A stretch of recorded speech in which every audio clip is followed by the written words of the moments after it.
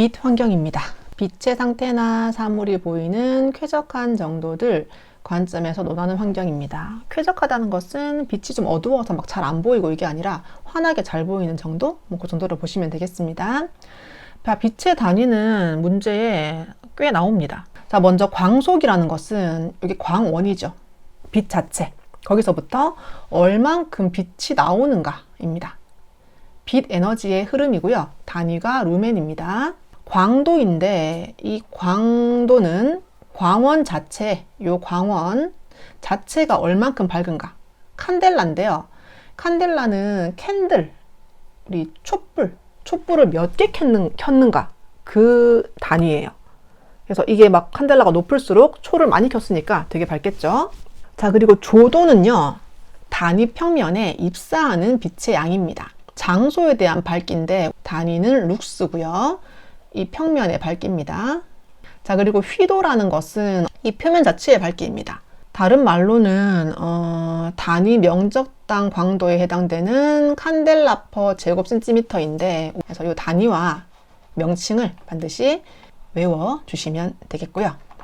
자, 명시성 잘 보이는 정도의 기본 조건은 일단 밝아야 되고요. 크기가 클수록, 면적이 넓을수록 잘 보이고요. 주변이 어두우면 밝을수록, 주변이 밝으면 어두울수록 대비되는 게 더 중요합니다.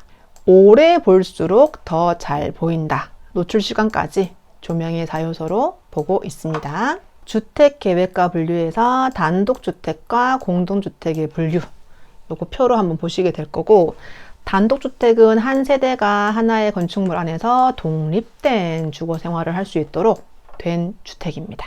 공동주택은 대표적으로 아파트 있죠. 건축물의 벽, 복도, 계단이나 그 밖의 설비 등 일부 또는 전부를 공동으로 사용하는, 각 세대가 하나의 건축물 안에서 독립된 주거 건축을 하는 게 공동주택. 자, 단독주택과 공동주택의 구분입니다. 이 안에 자세한 내용 다 알면 좋겠지만 큰 테두리부터 우리가 정리를 반드시 하시고 나가야 좀 문제를 풀 수가 있어요. 자, 먼저 단독주택은 단독주택이 들어가게 되고요. 다중주택이라는 게 있어요. 학생이나 직장인 등 여러 사람이 장기간 거주할 수 있는 구조로 되어 있고, 독립된 주거 형태를 갖추지 않은 것, 실별로 욕실은 할 수 있으나 취사시설은 설치하지 않는 겁니다. 우리 일반적인 쉐어하우스 정도로 봤으면 좋겠어요. 그리고 주택으로 쓰는 층수 3층 이하고요. 620제곱 이하고요. 19세대 이하인 주택이고, 여러 가구가 살지만 소유권은 하나입니다. 다가구 주택. 이거 왜 별표해 놨냐면 다세대와 좀 다릅니다. 그리고 이것은 층수가 4층 이하가 되어야 다세대고요.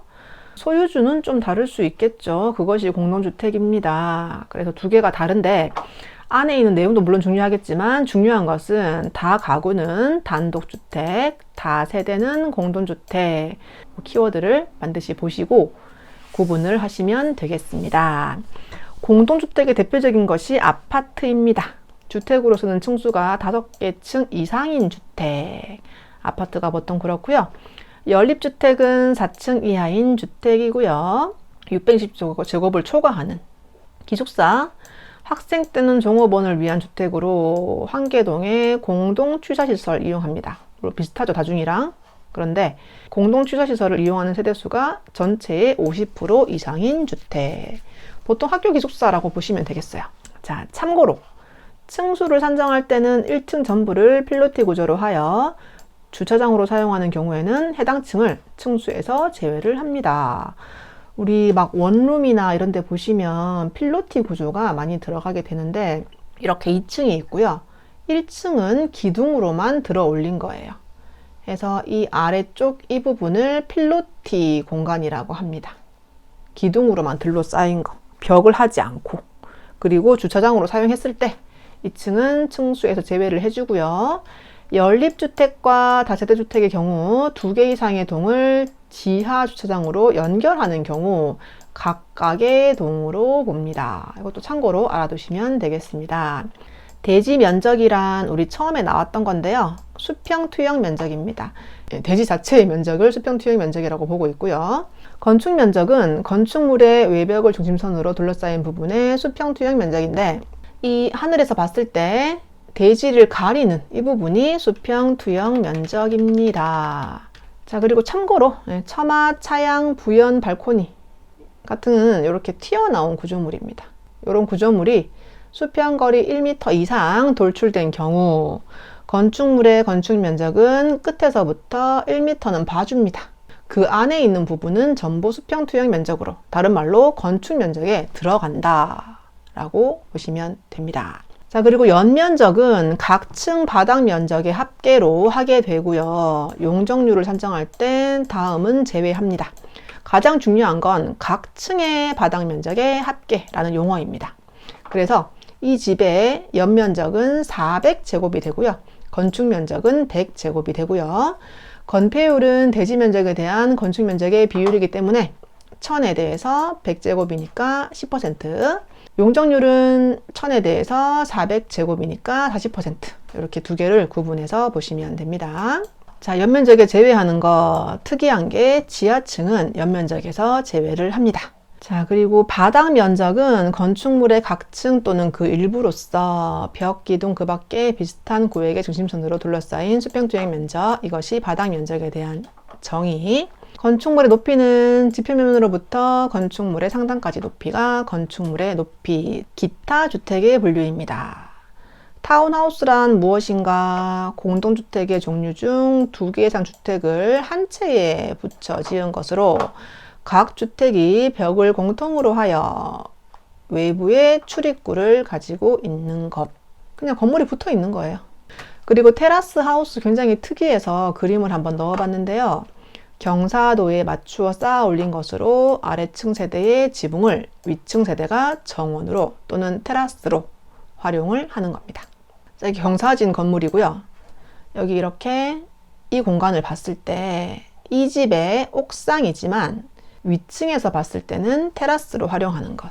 이 바닥을 같이 공유하는 개념. 이것이 테라스 하우스. 그리고 중정형 주택인데요. 건물이 이렇게 돼 있고 안뜰이 있습니다. 그것이 중정인데요. 이걸 중심으로 벽으로 둘러싸인 것이 중정형 주택이고요. 연립주택은 2호 이상의 주택이 집합된 4층 이하의 공동주택을 연립주택이라고 규정을 하고 있어요. 주거생활에 의해 한식과 양식의 구분, 이게 문제에 꽤 나왔었죠.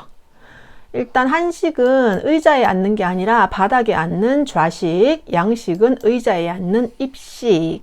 실의 구분입니다. 다용도, 융통성이 있어요. 위치적으로 안에 있으면 안채, 바깥쪽에 있으면 사랑채, 뭐 이렇게 구분하는 거고, 우리 양식은 잠을 자면 침실, 밥 먹으면 식당, 어떤 TV 보고 놀고 하면 거실, 기능적으로 구분을 하고 있습니다. 자, 평면은 은폐적이에요. 밖에서 봤을 때 잘 안 보입니다. 그리고 좀 분산돼 있고요. 양식은 좀 비교적 개방적이고요. 그리고 어떤 공간이 같이 붙어 있는 그런 겁니다. 분산식이라는 개념은 이렇게 실이 있으면 이렇게 뭐 방이 있고 대청마루가 있고 방이 있고, 이게 일반적인 우리 한식 주거고요. 화장실이 밖에 있고 그런 게 분산식이라고 보시면 되겠고요. 양식은 한 공간 안에 이렇게 방과 화장실, 주방 다 붙어 있는 게 양식 주거라고 보시면 됩니다. 자, 구조는요, 일반적으로 가구식이라는 건 목재를 짜맞추기 위해서 만든 게 가구식이고요. 바닥이 비교적 높고 계고부가 비교적 큽니다. 비교적이라는 건 이 집에 비해서 계고부가 커요. 양식은 바닥이 비교적이라는 것은 한식에 비해서 그냥 바닥에 붙어 있어요. 그리고 계고부가 이렇게 집에 비해 작은 편입니다. 그리고 조적식이 일반적인 양식 주거였었습니다. 벽돌을 쌓아 올린 거. 그리고 난방은 바닥에 복사 난방인데 바로 여기 아궁이에 불을 떼는 게 복사 난방. 서양에서는 뭐 에어컨을 튼다거나 라지에이터 물을 흘려서 만드는 게 이 대류식 난방이에요. 그래서 그 차이점을 구분을 하시면 되겠습니다. 자, 배치 및 평면 계획 보도록 할게요. 기능면에 의한 주거공간의 분류. 공동생활을 위한 것. 사회적 공간은 거실, 응접실, 막 손님 오고 가족이 다 같이 있는 거. 거실, 응접실이고요. 개인 생활은 잠자고, 연구하고, 공부하고, 개인적인 공간. 그리고 가사 작업, 빨래하고, 음식하고. 그리고 위생적인 공간은 화장실, 욕실입니다. 자, 그리고 인체 동작 공간이라는 게 있는데 생활 행위에 따른 동작을 가능하게 하고 주거를 구성하는 가장 기본적인 건데요. 주거를 구성할 때 사람이 막 팔을 뻗고 움직이고 할 때 막 좁아서 안 되고 낮아서 안 되고 이렇게 하면 안 됩니다. 그래서 사람 몸을 평균으로 봤을 때 막 팔 뻗고 몸 왔다 갔다 하고 걸리적거리지 않도록 하는 게 가장 기본이 되는 건데 그것이 인체 동작 공간입니다. 인체공학을 토대로 하는 거고요. 특성에 맞게 연구하는 거고요. 인체공학을 토대로 생활행위를 분석을 해서 예를 들어서 뭐 거실은 몇 미터 이상 이렇게 생각을 하는 게 인체동작 공간에 대한 내용 되겠습니다. 평면 형식에 따른 분류입니다. 우리 아파트 같은 경우에 좀 많이 나오는 내용인데요. 일단 계단실형, 그리고 편복도형, 중복도형 이것을 세 가지로 구분을 한번 해볼게요.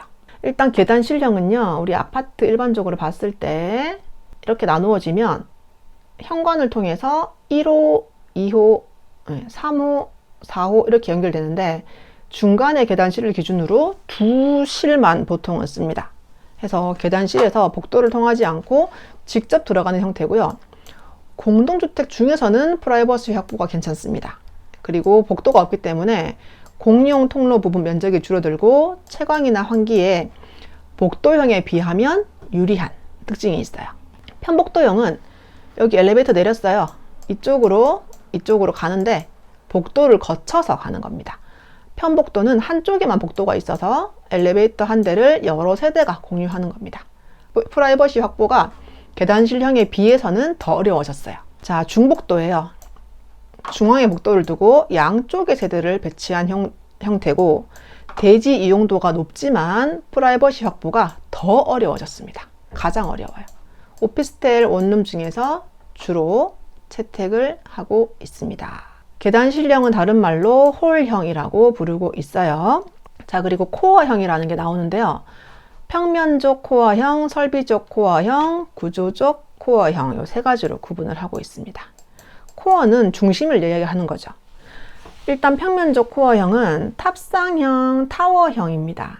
엘리베이터 홀, 계단 등을 중앙에 배치하고 각 세대가 미음자, Y자 이런 식으로 같이 쓰고 있는 것이 이 평면적 코어입니다. 자, 그리고 설비적 코어는 이렇게 봤을 때 한 실이 있잖아요. 이 실 전부 다 봤을 때 평면을 보면 화장실이 만약에 여기 있어요. 그럼 밑에 집 전부 다 같은 위치에 화장실이 있습니다. 이렇게 설비적인 부분, 물을 쓰는 부분 이런 것을 한 곳으로 집중시키게 되면 배관이 이렇게 갔다가 할 필요가 없이 일자로 쭉 내려오게 돼요. 그래서 공사비 절감 효과도 있고, 자, 그리고 구조적 코어는요, 이렇게 아파트가 있을 때 이 실이 있으면 내진 벽은 힘을 받는 벽인데 평면적으로 봤을 때 내진 벽이 여기 둘러싸고 있어요. 그럼 밑에 집도 둘러싸고 있어야지 이게 안쪽으로 들어가 버렸다 라고 하면 벽이 위층은 내진 벽, 아래층은 내진 벽 아니에요. 이럴 때는 좀 강도가 높을 수가 없는데 똑같이 외부를 내진 벽이 둘러싸고 있어요. 그러면 강도가 좀 높아지고요. 구조적으로 이 벽이 모이는 코어형이 된다라고 보시면 됩니다. 인동간격이란 다른 말로 동간간격이고요. 공동주택 단지에서 동과 동 사이 거리 1조 채광 통풍을 위해 동간거리의 최소값을 규정하고 있습니다.